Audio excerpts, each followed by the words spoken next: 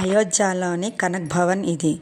ఈ కనక్ భవనాన్ని రాముడి తల్లి కైకేయి అత్తగారింటికి వచ్చిన కొత్త కోడలైనటువంటి సీతాదేవికి ఈ భవనాన్ని బహుమతిగా ఇచ్చింది అని చెప్తారు.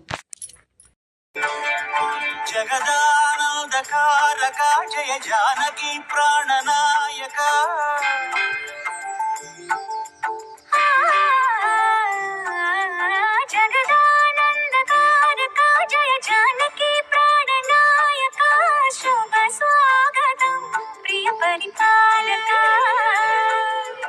జగదానందకారక జయ జానకి ప్రాణనాయక శుభ స్వాగతం ప్రియ పరిపాలక. మంగళకరమౌ నీరాక ధర్మానికి వేదికవుగాక మా జీవనమే ఇక పావనమౌగాక.